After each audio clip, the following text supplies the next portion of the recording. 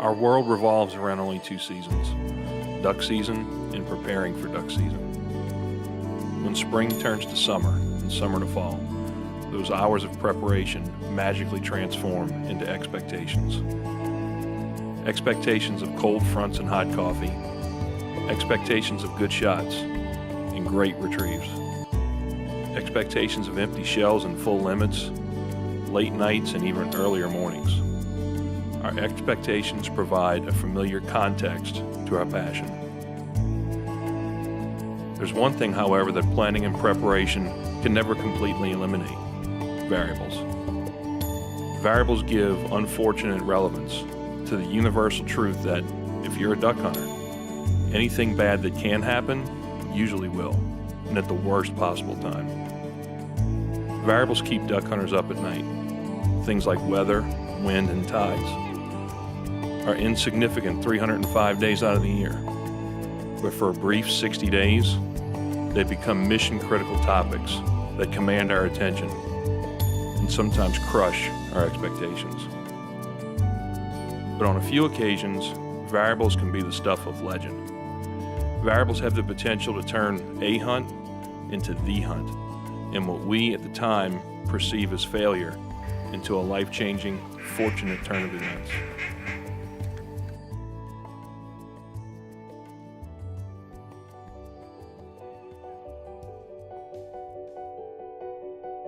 Our trip to Arkansas has been in the planning stages for months, with hopes and expectations of easy limits of mallards being taken over the flooded cornfields. Our good friend Heath Whitmore has waiting for us.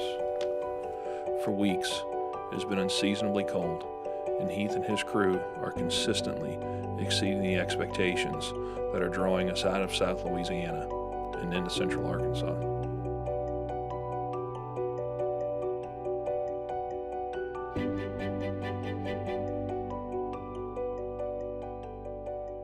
As fate would have it, and usually does, conditions have changed. It's become warm, and the ducks have all but disappeared. Despite our driving every levee, scouting every field, and moving from blind to blind, nothing seems to be working. Our hopes are fading, and it's really beginning to feel as though we're chasing a ghost. While we're able to squeeze off a few shots, they're few and far between, and we're beginning to wonder if there's a different reason for us being here, a hidden purpose to fulfill, or a new objective to pursue, one that we somehow failed to plan for. For high clouds, no wind, 45 degrees, that's the worst duck day you could draw up. Yeah, you couldn't have scripted that, but with 2 in the blind, it's the best day so far. Three. Three, that's right, 3.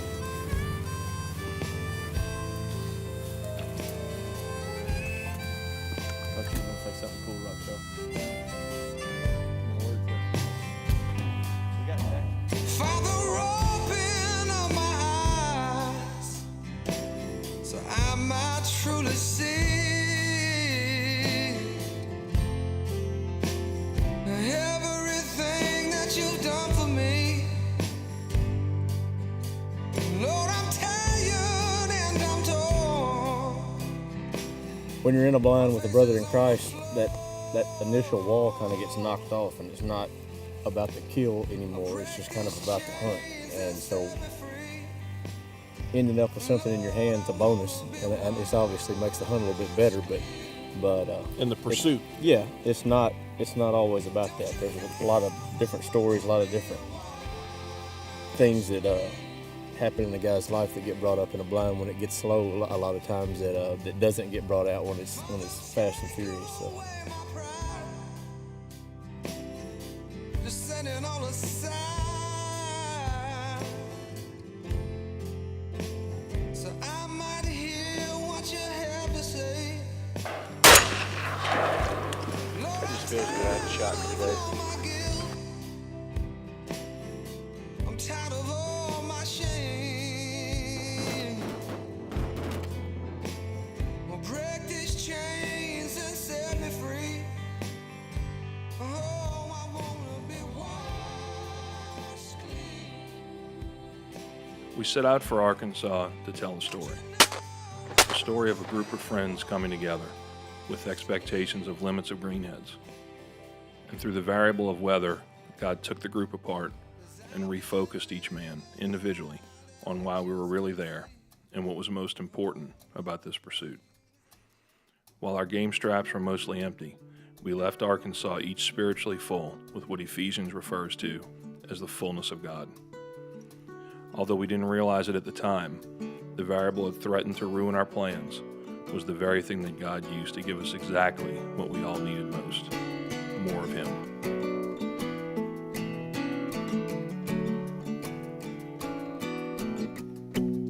The ocean cries out, and the ocean roars, and all that fill it bring you praise, bring you praise.